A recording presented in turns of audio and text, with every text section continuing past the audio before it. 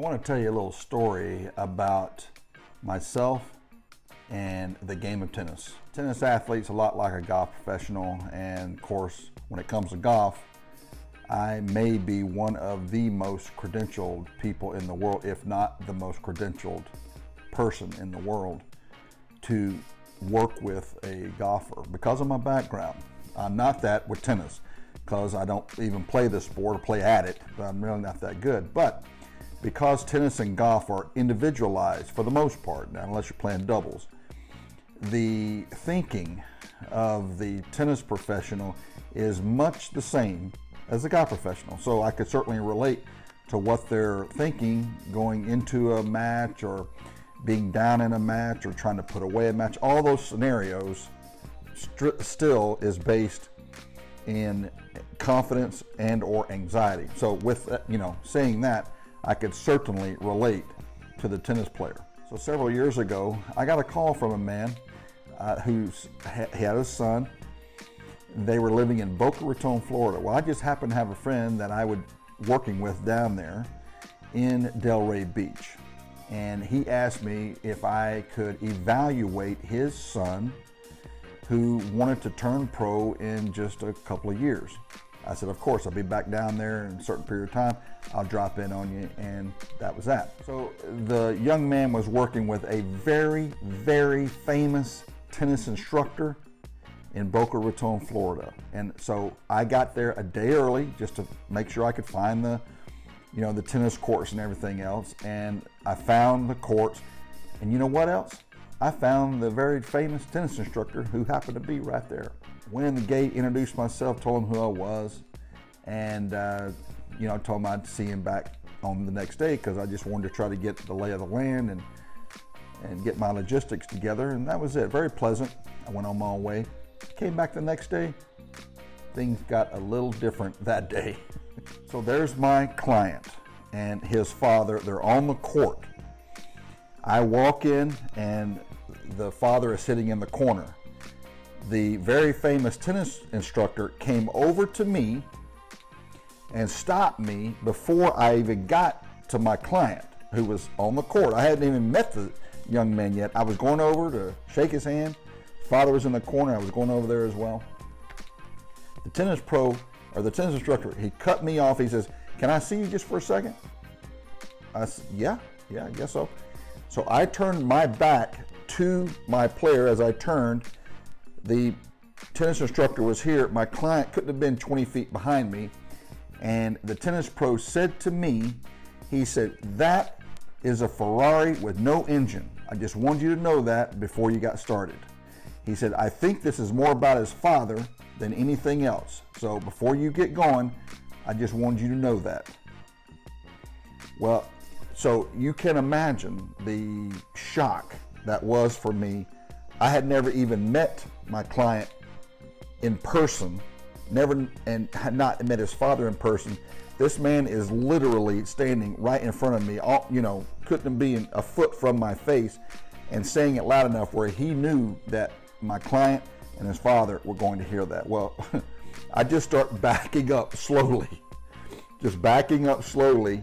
and then I didn't say a word. I turned and went and shook my client's hand. "Pleasure to meet you."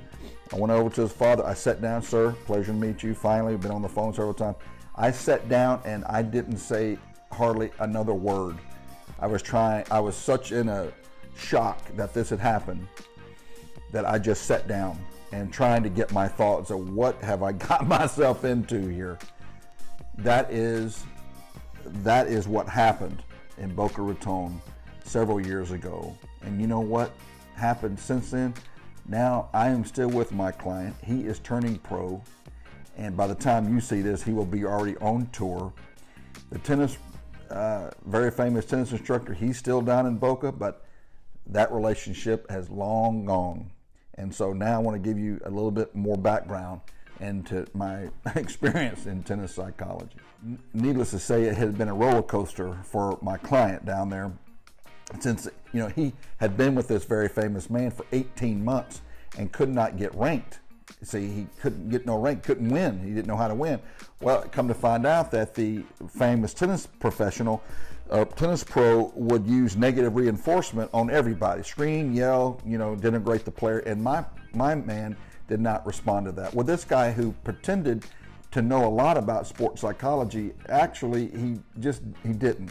He was from the old school, and he just didn't know a lot about human motivation. Now, yes, the tennis world had many accolades on him, and he claimed to even be the instructor for some very famous tennis superstars, but come to find out, they did not acknowledge him as one of their instructors. So I surmise that he was a lot about marketing. He was just about getting the tennis moms down in that area, which is an affluent area, to buy into his marketing plan. Tennis academies are all about the numbers. You bring in a lot of kids, and it's all about the money, quite frankly. And then maybe if they're lucky, one of them will have enough talent to get on through, but they're really getting the same kind of instruction from person to person to person. When you got 10 people lined up hitting backhands and forehands, you don't have time to do the individual. And then maybe if you have one that's aggressive enough or shows enough talent, they'll put that on the side and say, look, they'll tell the parents, look, now we need to, we're going to separate this player, but in order to do that, we're going to have another financial commitment, on and on. And again, it was all about the money. So it took me a little while to try to figure out all this kind of stuff, but it didn't take me that long, because it's a lot like golf. They tie you up in knots, and then you're dependent on that person, for the instruction for the next 2 years, and $60,000 later, what do you got to show for it? So my approach with tennis is that I do a cursory review of everything. What are you doing? Why are you doing it? Do you understand the fundamentals of the game as far as strategy, and what is your tennis IQ? I look at the whole thing.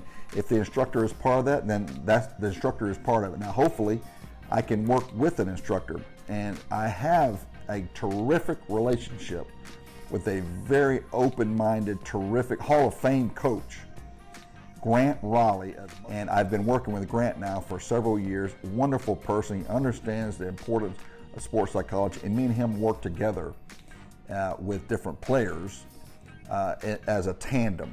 Grant does the mechanics, I do the mental aspects of it. Together we go forward, help the player with a 1-2 punch. But my style is to be upfront with the parents or the player and saying and giving them the basic questions like, why are you doing this? And is this the best way for you to approach this shot, that shot?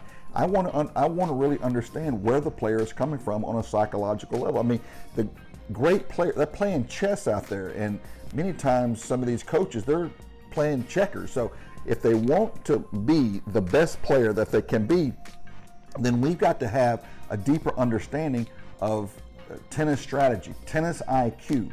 Just like golf, anybody can hit a ball 300 yards if you want to play on the PGA Tour, and that's great, but it takes more than that to get to that level. You see, it takes a very high level of golf IQ. Why am I hitting it here? What kind of shot am I hitting here? Is this the best way to approach this hole? And so forth and so on. It's the same thing with tennis. To be a great tennis player requires a high tennis IQ. Every player as far as I know, every player on tour can hit a ball 120, 130 miles an hour on the serve. In fact, Jefferson told me that some of them hit that on their second serve. So power is not enough. It takes a high level of awareness and a high tennis IQ to be successful on tour. Golf is my real passion. I can talk that with any player on the world, and I do, you see, but tennis has been a thing that I was thrust into because of this one situation, and now I help players on every level, from the junior level, high school, collegiate, and all the way up to the ATP. So my tennis packages are the same as the rest of my packages on a basic level, but quite frankly, the players I work with they want a little deeper consultation, just like my player down in Del Rey or in Boca. So I travel with them a lot, and I'm on contracts with these players, and that is like a retainer, like a lawyer. So they have access to me 24/7. So if you are a professional tennis player or you represent a professional tennis player, that's something that you might consider. If you are a club player or a junior player, then my packages should fit you just well. When you are ready to take your game to the next level, all my contact information is right below there. So give me a call or send me an email, and I would really love to talk to you about your tennis game. Thank you.